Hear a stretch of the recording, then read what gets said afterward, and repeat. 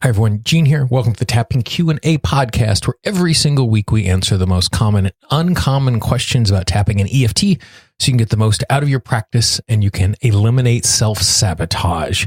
If you are not aware, we currently have an archive that is over 170 hours deep of free training answering all of those questions about tapping and EFT. If you go to tappingpodcast.com, you can find the entire archive.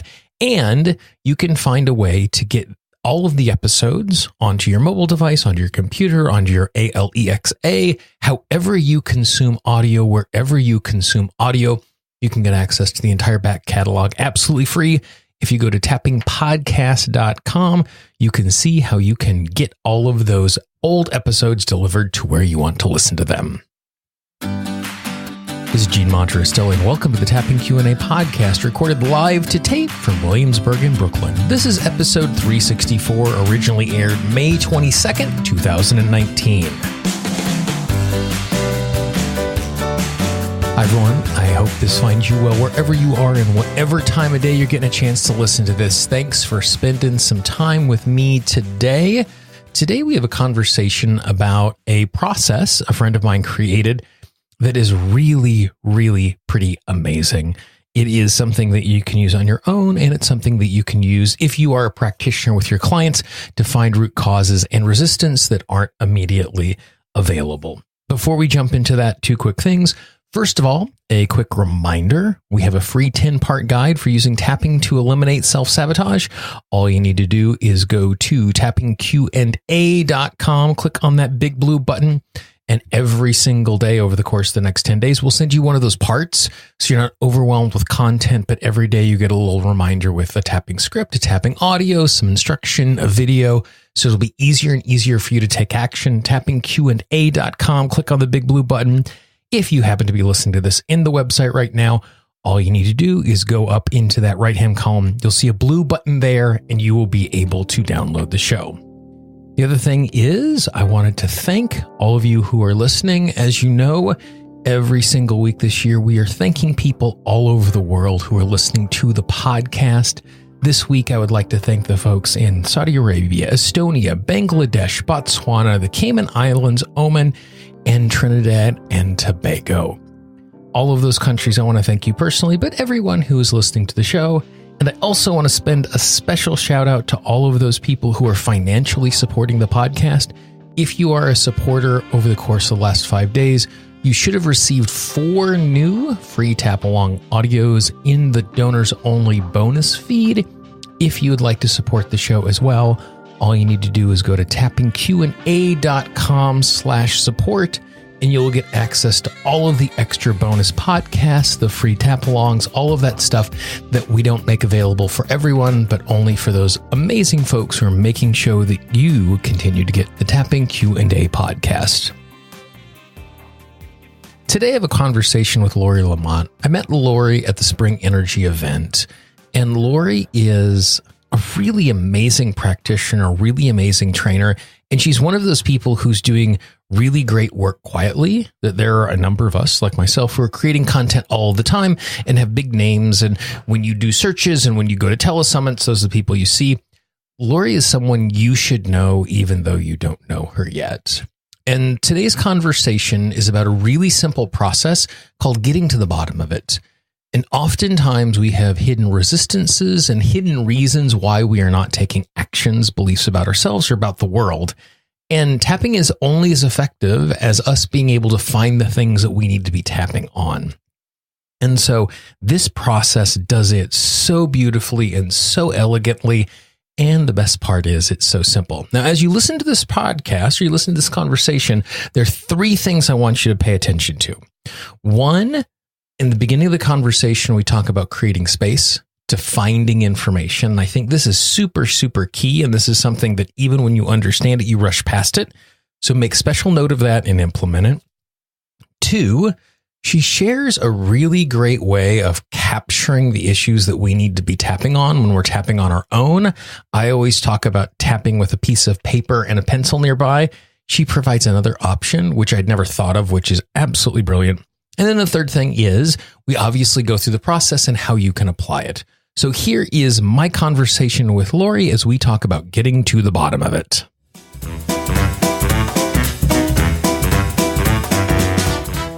When we had some time when we had a chance to spend some time together at the Spring Energy event, you were sharing this thing called, I think you called it "Get to the Bottom of It" process. Yes.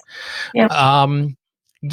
How did you come to thinking about working with clients and tapping in that particular way? And then once we talk a little bit about the history, we'll get a chance to get kind of the nuts and bolts of it. But how did you land at approaching it in that way? Well, actually, I was the client, and I was working with a coach who was not an EFT practitioner, and I was working with her. I was trying to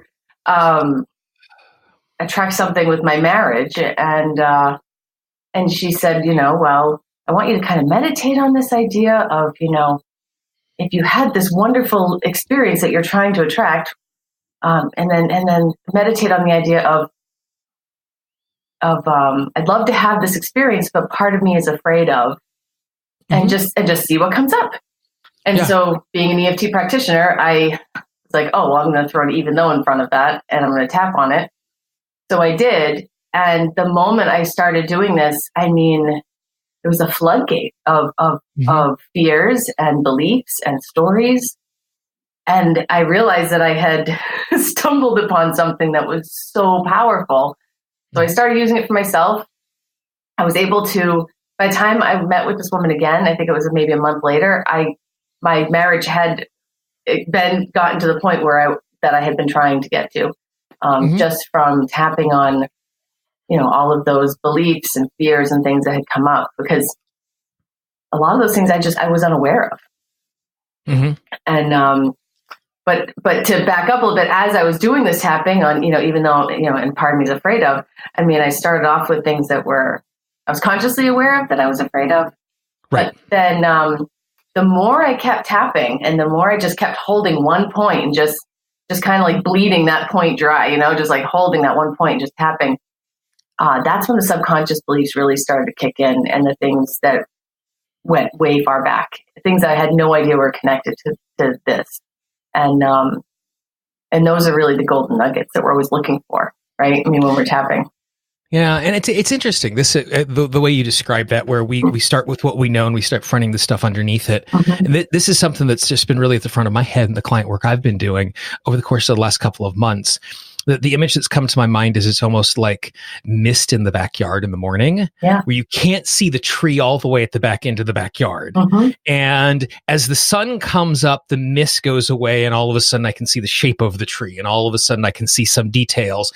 And 45 minutes later, I can see all of the details in the backyard and all the trash that I need to pick up in the places. But it slowly reveals itself to us, and this idea of, it's not that we have to be the most specific, and it's not that we have to be the deepest, but we start at the place of the most specific and deepest that we have access to in this moment. And in doing that, it just clears a layer away, and all of a sudden we can see a little deeper into the backyard as that gunk just kind of melts away, and it goes deeper and it goes deeper. And I always find it encouraging to hear people talking specifically, like, I just started with what I had access to, and that was enough, because it kept unfolding in front of me and unfolding in front of me and unfolding in front of me. Absolutely. And I mean, what I like to do, my style anyways, is just to kind of pose a question while I'm tapping, and just tap and hold that space, whether it's for myself or for a client, and just, give it a few minutes, let it breathe, see what comes up. And that was really what I was doing. It was, even though I'd love to have this experience in my marriage, part of me is afraid of. And I mean, it got redundant. I mean, it was, it kept saying the same thing over again as I'm tapping through all the points, but just holding each point until literally there was nothing else could come out. So, I mean, I was getting like 3, 4, 5 fears, beliefs, issues for each point. I mean, then there's 9, 10 points. So I'm just kind of holding it, and so much came out, and it was beautiful. And I think the other thing that you said there is really important, that I think people who are tapping on their own need to hear regularly, is, because I get, with my question and answer website, every other day I get an email that says, what are the tapping phrases for insert issue? because they're looking for magic phrases. Yep. And I love the fact that you're able to say, I don't even know what the specific thing is, and I'm just going to tap and I'm going to wait. Yes. And I'm not going to be in a rush. And I've never, and in all the conversations I've never had someone articulate it so specifically like that. Like, it's something I can understand intuitively, but like, I love that idea of just saying, and there's this thing. Mm-hmm. And it's really funny because as a practitioner, I use this all the time where I'll ask a question and I know my client is going to fill up the space. Mm-hmm. And when they think they finished the answer, instead of asking a follow-up, I just sit there and I just lovingly stare at them and I just wait. And they want to fill that space up and they want to fill that space up. And I never thought about it tapping on my own and giving my subconscious mind the opportunity to fill up that space. So I love that as an idea. That's really, really perfect. And if you're going to do this and playing with this, which I strongly recommend, break out your smartphone, take out your video, your voice recorder. And mine has a setting where it will do talk to text even. So it's just recording. Yeah. But it's in a talk to text format. So you can read it. You don't have to replay the whole thing. You can kind of scan through and find your nuggets. And of course they're going to be, it'll be autocorrect. So it'll be funny in and of itself, but you'll get to, that way you're not writing anything down. You're not thinking about it. You're just kind of like verbally, just almost like just letting it all out. Just like a garden hose, just this is it. So, and I think, and again, I love that idea because I'm a big proponent. I'm always telling people to tap with a pencil and paper nearby. But the thing that I think that you capture that doing that doesn't happen is that when we are in the flow and when we are in the moment, very quickly, like it comes and it goes so quickly because we're so in touch with what's going on that we're not even fully conscious of the words that we are saying. Right. Like regularly, I have clients that'll say, "Oh, repeat that," and I'm like, I don't know what I just said. Like, because I'm so present with you now, I'm not like thinking of words and saying them. I'm just in flow with this sort of stuff. And clients will do the exact same thing. We're tapping and they're like, well, there was this thing that just happened. And 30 seconds later, it's gone because again, it was so in the moment. So as a technique, I love that idea of recording ourselves and then transcribing it. And then the other nice thing about having it do type to text is lots of people are super uncomfortable hearing the sound of their own voice. Right. And doing it this way, you don't have to go through the struggle of hearing your own voice. You are just dictating. As a side note for folks that use Google Docs, Google Documents has a speak to text function that works just as effectively. Wow. That's actually how I actually transcribe all of the tapping scripts for this podcast is I just speak it into there and it types it out as I'm doing it. So if you don't have the functionality on your phone, if you have access to a web browser, you can do the exact same way. I love that idea. I never would have thought of doing that when I'm tapping on my own just for myself. That's great. So we've kind of bounced around the edge of the process, which is great. So let's just talk like if you were just teaching the process to someone, kind of step by step, how would you describe the steps of it and how does someone use it? Okay. So, so if you're using it as a practitioner and you're using it with the client, or if you're using it for yourself, I mean, it's pretty easy to figure out how you want to do it for yourself. I mean, so what you're going to do is you're going to identify what it is that you'd like to, I have a lot of clients that resist the word goal. So what your intended, what your intention is, what your desire is, whatever it is that why they're here with you. Yep. You get very clear about that. And then, and I typically do this on like maybe a second session. I don't usually do this on the first session, but then I'll just say, okay, so really want you to hold that intention and really put it on and feel it and get really close to it because you really want it to be accessible to them. Like they can really feel it. And then we just start tapping and I don't tell them that we're doing this ahead of time. We just kind of go into it. Right. And I'm holding, the side of the hand, even though I'd love to experience, I don't know, whatever.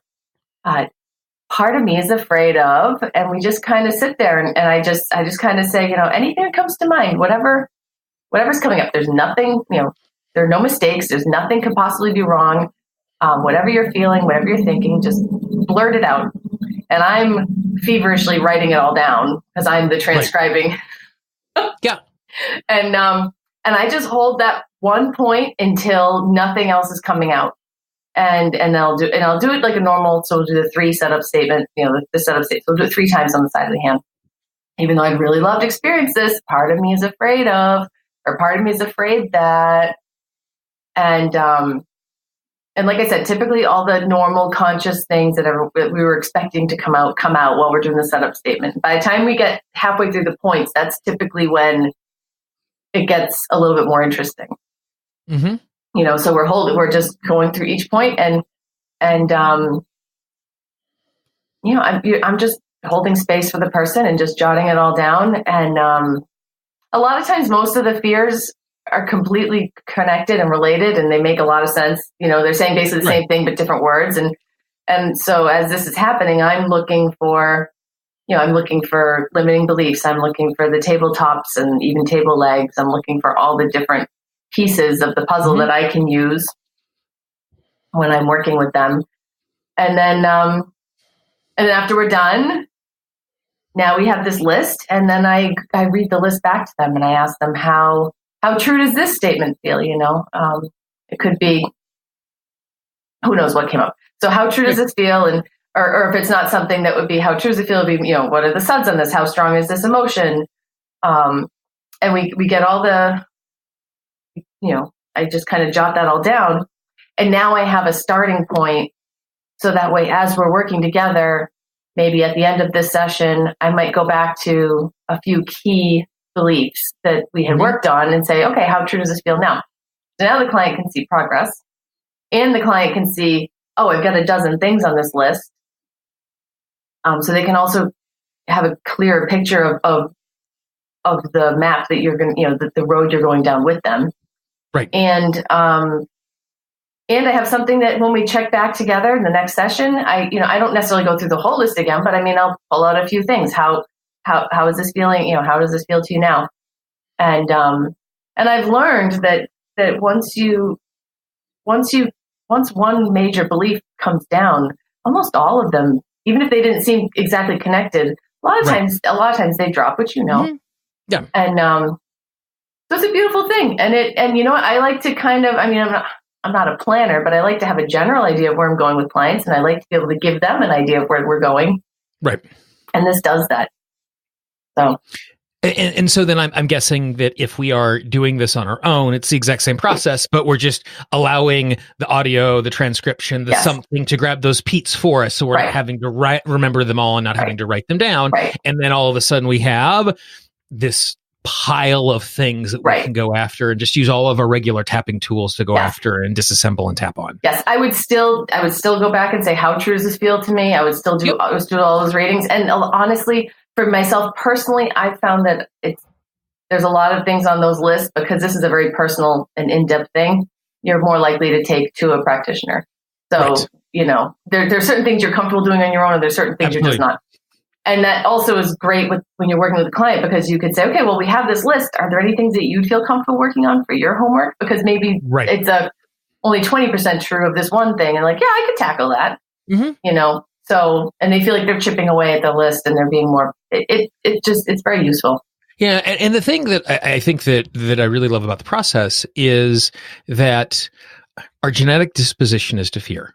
As species, that's the reason why that you and I exist, is the generations before us were so good at being afraid of the danger in the world. And our brain hears danger first, always. It overrides everything else we're experiencing. And so when we have this whole list of unconscious reasons why, or subconscious reasons why the thing that we want is dangerous to us, as Brad Yates always talks about, we are brilliant at sabotaging our own success and preventing us from moving forward in that way, because we're going to use every resource we have to keep ourselves safe, because this thing we think is true. The other thing I'm guessing that happens as you go through this process is oftentimes when we have these unconscious and subconscious beliefs about our safety, the moment we drag them into the light of day and we say them out loud, we immediately recognize how silly those things are. And they almost just evaporate in the moment, because it's like, oh yeah, that's dumb. And there are other times where intellectually we look at those fears and go, yeah, that's completely not true. And the subconscious mind is still clearing to it. Right. But even just going through this process, I'm guessing that there is a certain percentage of those things that they speak that we're able to name, that is enough because we're tapping and we're speaking them one time. Yeah. That I'm guessing that as you are reading the list back to clients, like, oh no, that's not true. Oh, that's silly. Oh, whatever. Right. Because it was true and then it wasn't, just like that in the process. Absolutely. Absolutely. And it's just so nice to be able to track. It's so nice to be able to show the client how far they've come in just a couple of sessions. I think that's so powerful. Absolutely. And I mean, in all things, it's good that we're able to have measurements. And with transformation, it's really difficult for us to measure some things. Like I can measure the transformation of losing weight. I can measure the transformation of being stronger. It's really hard for me to recognize the transformation of a reduced fear because it becomes the new normal so quickly. Like I even had a client one time, we were going back to notes from 4 sessions ago, and they literally said, oh, I was exaggerating. It was never really that bad. And when they were telling it to me, they were on the verge of tears because it was something that was crippling their lives. But we moved on so quickly that we don't remember what it's like to have that fear because we recognize it's irrational and it's not there. And so it becomes an encouraging thing if we're working on our own or with our practitioner, if we're documenting it in this way, because we can move forward in a positive way. So I like that part of the process as well. And I'm not huge on the SUDs and checking every time. And I'm not one of those practitioners. So this kind of keeps me in the headspace where I do have something that I'm measuring. I'm right there with you. There very rarely am I doing a Subscale with clients, but by having something to compare, that's enough. Because that's all a Subscale is before and an after, and this is a before and after. I can do this thing or I can't, and vice versa. Exactly. Awesome. Yes. So I love it. It's that's the things that I love. The fact that it is simple, direct. It gives us feedback. It gives us information that we can repeat over and over again. And anything that is recursive, where we're not having to learn new things, is a great way for us because it's easier for us to do it over and over again. Yes. And it's also, I think, really important, like you said, to get to allow that moment to breathe. I think that's a good thing. That's one thing that this process brings to people is kind of practicing that. And I find I use it more and more with my clients. Not so much for this process. Do you know what I mean? Like I try to. Absolutely. Yeah. Just in general, just giving it that space and letting folks fill it up is such a valuable thing. Yep. Awesome. Perfect. So Lori, thank you very much for your time. I really appreciate it. Thank you. It was great to be here.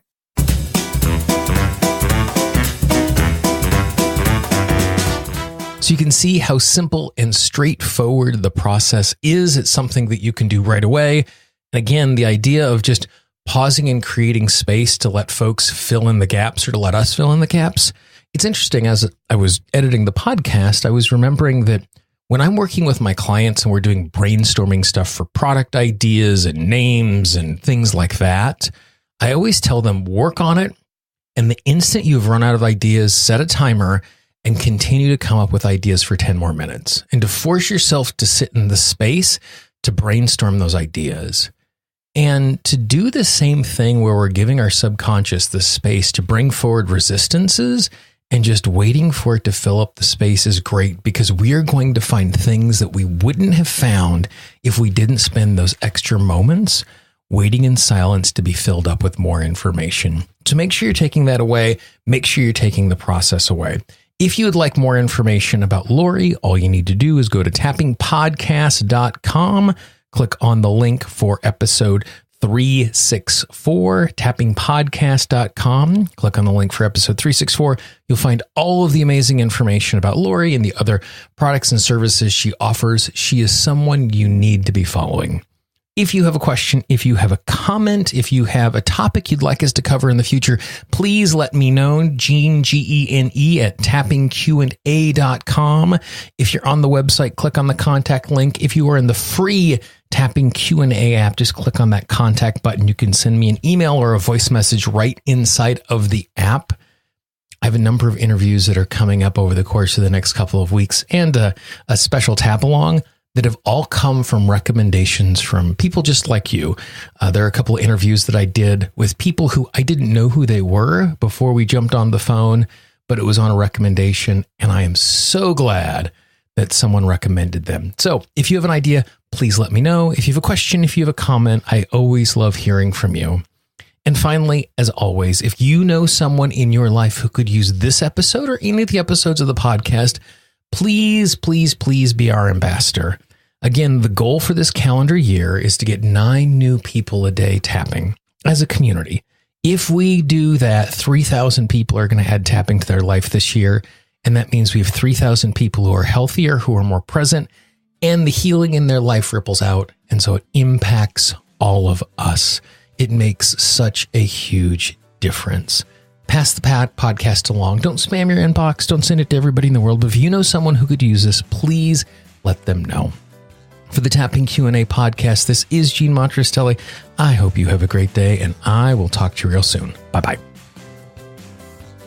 The Tapping Q&A podcast is copyright Gene Montrastelli Tapping Q&A 2016. All views expressed by guests are those of the guests and not necessarily of Gene Montrastelli or Tapping Q&A.